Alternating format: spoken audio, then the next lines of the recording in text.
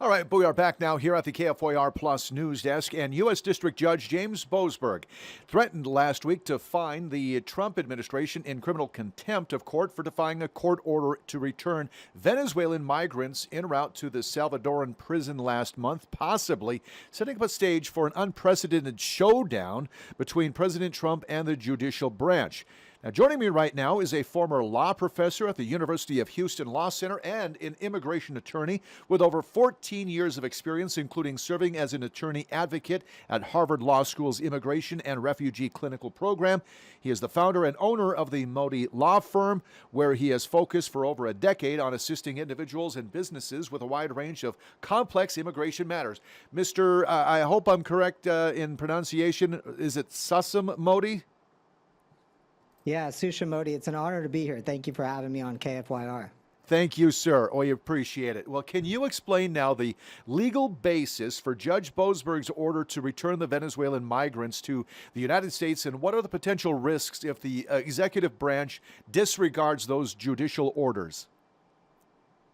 Yeah, that's a great question. In order to answer that, we have to take a little bit of a step back and discuss what the Trump administration was doing in terms of what law they tried to invoke in order to deport individuals without any court hearing. So no process, just being able to quickly deport them without seeing an immigration judge. And that law is the Alien Enemies Act. And it was instituted in 1798. So we're talking about over 200 years ago. The last time it was used was during World War II, during the Japanese internment camps. So that's the law that President Trump is trying to invoke or had before it was put on hold by a federal judge. We know a lot about that, Mr. Modi. We had a Japanese internment camp right in our own community here in Bismarck for a time during World War II. So what does it mean for the Trump administration to be held in criminal contempt of court? Yeah, so the judge found reasonable grounds to hold them. The judge hasn't made a decision yet to hold them in criminal contempt, but found reasonable grounds to hold them. Now, that issue then got litigated to the Circuit Court of Appeals, and that Circuit Court gave the government attorneys more time to respond to those arguments. And so I think we're going to hear a lot more news on that later this week. But the underlying issue of why the judge issued that is because when those individuals were being removed and they were in international waters, the judge ordered that plane to be turned back and to bring those about 200 individuals back to the U.S. before they're put in El Salvador. And instead of doing that, the government still deported those individuals. So the judge has grounds to believe that the government has violated his court order, and that's why the judge is looking at criminal contempt. How does the deportation of individuals with non-violent offenses impact now the perception of U.S. immigration policies? That's an excellent question. Even the 200 individuals who are in an El Salvadorian prison, so very harsh conditions, without any process there, over 75% of them have no criminal convictions. So no criminal history, no criminal convictions. And this is a really scary situation we're in. As the media has correctly covered, Mr. Garcia was one of those, and he never had a criminal conviction. In fact, he had the opposite. I used to teach asylum refugee law at the University of Houston Law Center, and he had something in some ways more difficult to get than asylum. He had something called withholding of approval, approved by a judge in a full trial, where the judge, before all of this happened, said that Mr. Garcia would be more than likely persecuted or tortured if he was returned to El Salvador, where he is now. And so he actually had a protection against this removal order, and that's why this removal was not correct. It was an illegal removal, at least for Mr. Garcia. It may have also been illegal for the other, approximately 200 individuals because of the underlying Alien Enemies Act, which can only be used during certain exceptions, like a declaration of war, for example, against a government, not against gangs. So there is going to be also litigation about this specific issue of whether President Trump invoked the right law, let alone for Mr. Garcia specifically, about him having protection here with the U.S. citizen wife and child. What human right concerns are being raised now by the deportation of these migrants to a maximum security prison? Yeah, there are incredibly huge concerns here. I mean, even if we look at Mr. Garcia's case specifically, the only evidence of his gang membership is a confidential informant. So remember, he had no criminal convictions. So to remove someone who had protection here and then to remove that individual and only on a confidential informant, there's a big slippery slope here. Meaning, if people are here and this continues, and again, I think it's illegal to continue, but if this continues, it could be somebody that could just give, and as an informant, the police that they think they're part of gangs, not actually part of gangs, no criminal conviction, no due process. They think someone's part of a gang, and then they could potentially be removed with no process in an El Salvadorian prison where they could be tortured or held indefinitely with no process at all. Mr. Modi, have you seen instances, and I'm sure you may have, or at least seen stories where immigration lawyers such as yourself have been served papers of deportation even though they are legal citizens? Is it a scare tactic of this administration? I haven't seen instances where immigration attorneys like myself, who's a U.S. citizen, has been put in any kind of removal proceedings, but what I have seen is attacks on lawyers, and we've seen that on the media, even against large law firms. And specifically against immigration lawyers, there was an executive order to look into immigration attorneys. So this is, an attack in some ways of due process, right? Like no ability to have an immigration court hearing, to be able to attack lawyers, including specifically immigration lawyers. But this is where it's really important for the public to know the truth, and also for lawyers to litigate the issue and have rulings, just like the district court ordered that plane to go back, criminal contempt, and even the Supreme Court at 1 a.m. on Saturday ordered no more deportations under the Alien Enemies Act until they could further look into these issues. We've seen a few lawmakers. In fact, I believe there are 4 representatives, U.S. representatives, down in El Salvador as we speak right now with Mr. Garcia, or at least in that area. What are the chances of Mr. Garcia getting out of that penitentiary and maybe even back into the country? Yeah, that's an excellent question, and it's one that depends on what happens with our foreign affairs. So the Supreme Court had ordered Mr. Garcia to be facilitated, to be returned to the U.S. And the Trump administration has said, well, we don't have any power over El Salvador. Oddly enough, while the El Salvadorian president was right next to him in a media press interview. And then the El Salvadorian president mentioned that he doesn't have the authority to smuggle terrorists into the U.S. Both of those aren't really what the Supreme Court talked about. The Supreme Court talked about facilitating his return. And in fact, I've worked on cases where somebody was incorrectly deported before outside the U.S., and we worked with the government to have them come back in the U.S. So what could happen, I mean, again, it depends on action from both countries, presidents, but what easily could happen is Mr. Garcia can be paroled back in the U.S. I've done this before for clients where they can be paroled back in the U.S. But this misunderstanding in the media, I think, is the presidents of both countries saying, well, we don't have the power to do it. Of course they do. The El Salvadorian president can release him from jail, and parole is a mechanism for him to be brought back into the United States. So it can be legally done. And so hopefully that answers that question. Are we paying the Salvadoran government any money to hold, I guess, some of the prisoners that we're sending there? Yes, we are. And so that's another political issue here. And I think what the Supreme Court is going to do is likely let the district court get evidence, like depositions, evidence, witnesses, to see is the Trump administration actually obeying its order to facilitate Mr. Garcia's return. Now, the Trump administration does have more powers in foreign affairs, so there is some deference there under the law.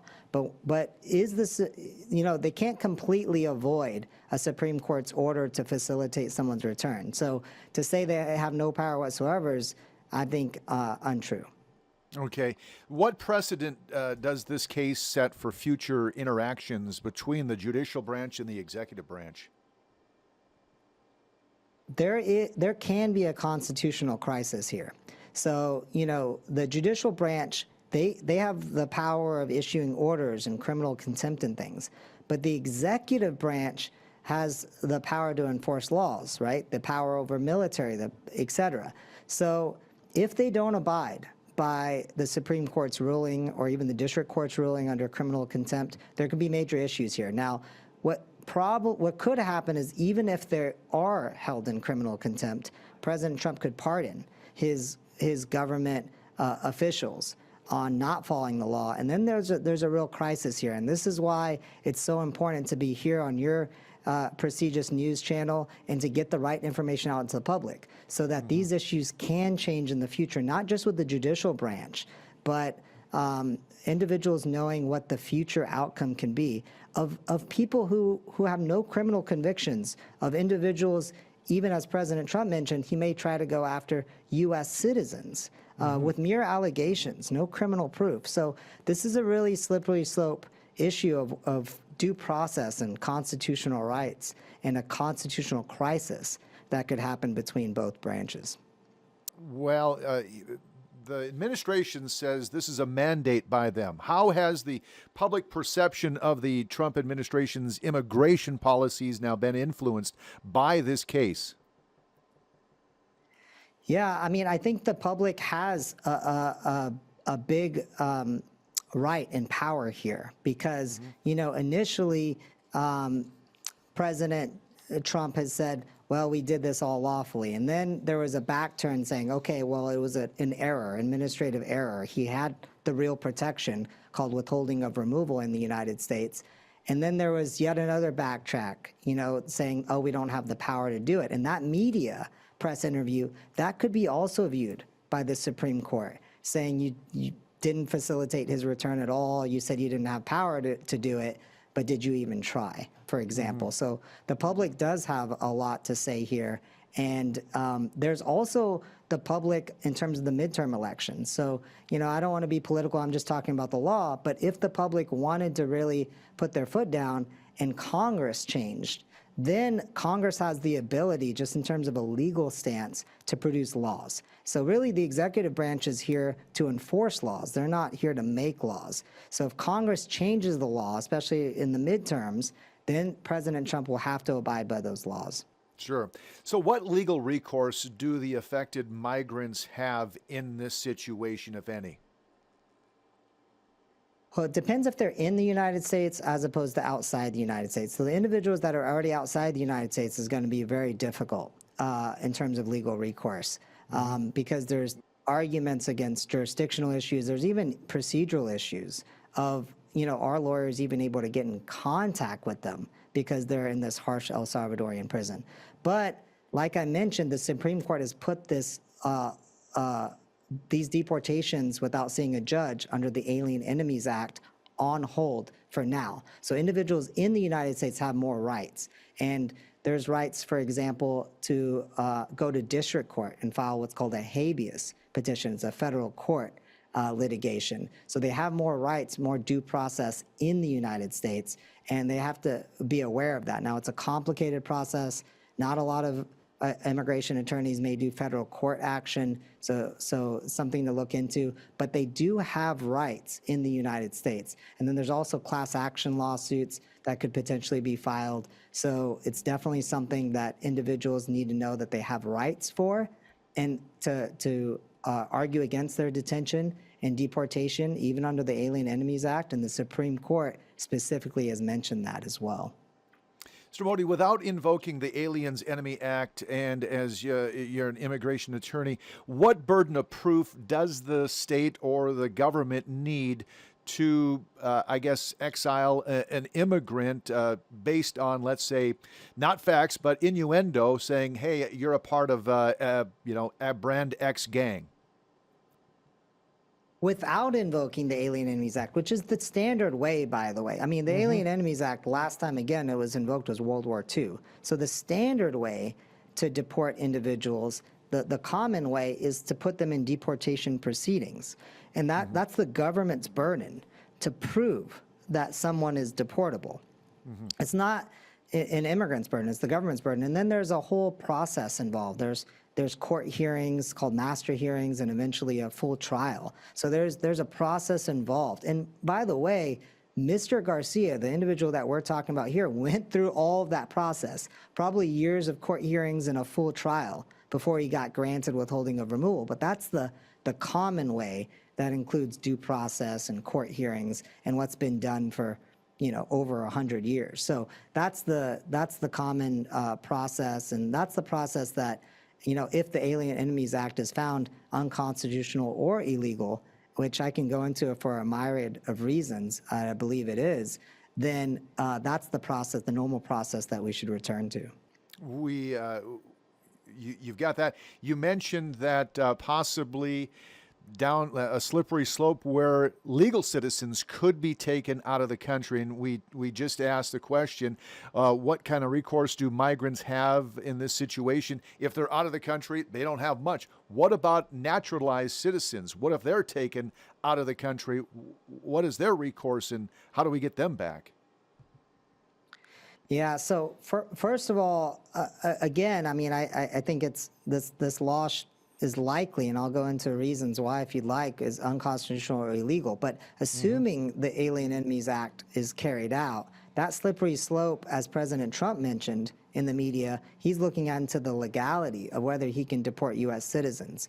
Now, for U.S. citizens, they have much more rights. So you can't deport a U.S. citizen unless you go through what's called denaturalization proceedings. And that goes in front of a federal judge, not even an immigration judge, but like a federal life-appointed judge. So there's many more rights there for U.S. citizens, but they're going to have to know those rights, get in front of a federal judge, and then be able to argue those rights. And those are complicated cases, again, under federal court. Can the administration find a judge that, can I say, is kind to them? One that has been appointed by at least them in the previous term? They could. Now, I mean, a judge really does need to follow the law. I mean, even if we look at the issue of like birthright citizenship, right? Every judge, even very conservative judges, I think every single judge has found that to be unconstitutional.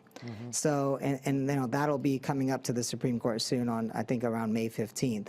So I think even in that scenario of where they cherry pick judges, it would be difficult to, for a good judge to look at the facts and think a U.S. citizen could be deported to El Salvador, as the Trump administration may want to expand it to. I've seen this administration do a lot of things, sir, so I wouldn't put it past him. A couple more questions here for you, Mr. Modi. How can migrants protect their rights in court? A few things. So it depends on what situation they're in. If they're get a notice that they have the Alien Enemies Act and they may get deported soon. That's what happened last Saturday morning, and the Supreme Court stepped in at 1 a.m. They need to look into habeas actions with district court or even go to the Supreme Court, which can be quite complicated. But as I mentioned, the Supreme Court for now has put that on hold, which is good news for those individuals. That means most individuals are part of the normal process, which is immigration court proceedings, and they have the right to go in front of an immigration judge, including the right to say they're afraid to be removed, whether they think they could be persecuted or tortured if they're returned. And then there's a right to what's called a fear interview, and if they pass that, depending on their entry, or otherwise, they have the right to an immigration court hearing. So there are rights right now, as the law stands, and with the Supreme Court acting last Saturday morning at 1 a.m. And so people should feel some ease in that sense, and hopefully they hire a good immigration attorney to help them. Well, before we conclude, do you have any final thoughts or reflections on how this case might influence future immigration policies and relationships between the judicial and executive branches going forward? Yeah, I think the thing that you had mentioned is crucial, which is what slippery slope are we on here?